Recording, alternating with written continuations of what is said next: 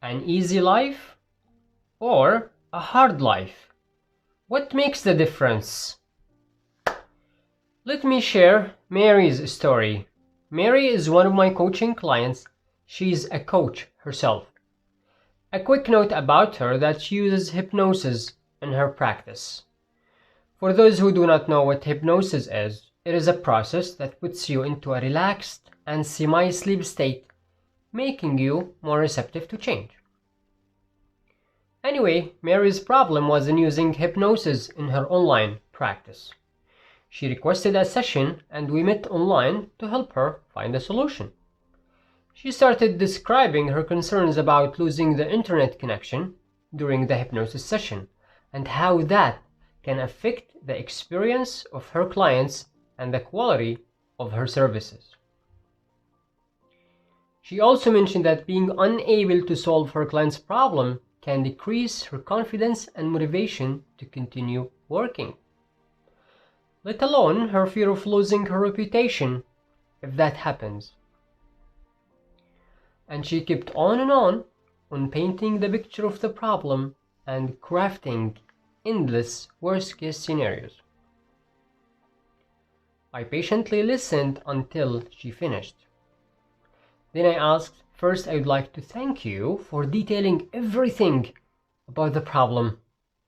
But have you noticed that you spent 80% of the time talking about the problem?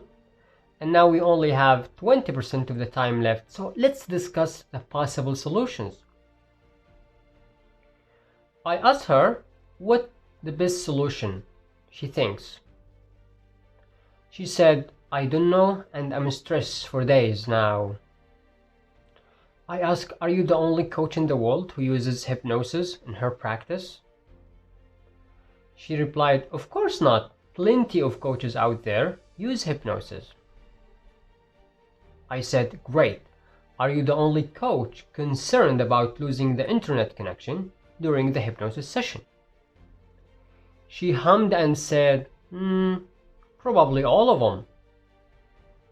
I asked, "What do they do in a similar situation?" She replied, "I had no idea." I asked, "How can you know?" She paused for a moment and said, "Maybe I can drop a question on some Facebook groups and see what other coaches think." I said, "Awesome, please keep me updated." We finished the session and a few minutes later she messaged me that she got a lot of replies from other coaches with the same problem, offering her plenty of solutions. She wrote, "Thank you for helping me change my focus to the solution and avoid getting stuck in the problem for another few days." She added, "How silly. We spent 80% of the time or more thinking about the problem and forget to think about the solution." And she ended her message with a smiley emoji.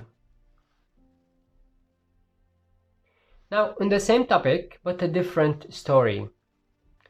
A few months ago, I got a request from a lady interested in my coaching. She had to fill in a questionnaire to book a discovery call with me. One of the questions is about what's the challenge that you want your coach to help you overcome. And she answered that she had a toxic childhood and had been going to therapy for years, but her situation was getting worse and worse. She booked the call and I had 3 days to meet her. And as I was reading her answer, I was shocked. How can a person get to professional help for years without solving their problem? It was puzzling for me. However, I have a friend who is a therapist and I thought it would be a great idea to know his perspective before I have the call with the lady. The next day, we met and I explained the lady's situation to him and I asked what's the best way to help her. He replied the lady had a problem called fear of abandonment, which is the fear that people she loves will leave her. And she built that fear from her parents because they either manipulated her emotionally or threatened to not love her. And he kept on and suggested 4 books about the topic. Then I ask again, I understand her problem, but what's the best way to help her?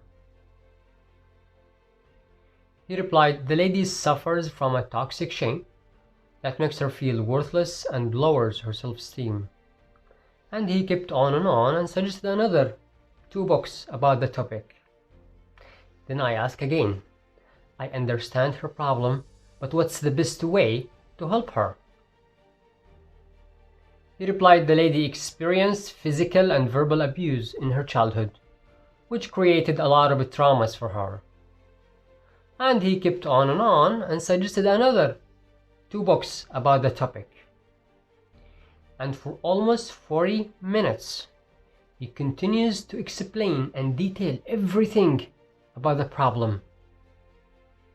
At that time, I was taking deep breaths to keep my composure.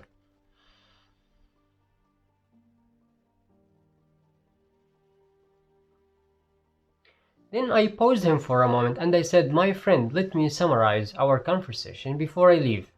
You spent 80% of the time talking about the problem, and now I need to read 8 books about it.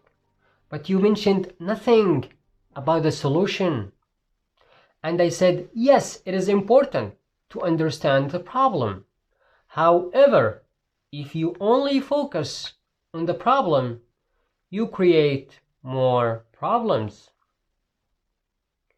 I remarked, life is 80 and 20, and you can spend 80% of the time focusing on the problem. The results are anxiety, stuckness, and unhappiness. Or you can spend 80% of the time focusing on the solution. The results, calmness, achievement, and happiness. I concluded, my friend, remember that life is 80 and 20, and your focus can make your life way easier or way harder, and it's all your choice.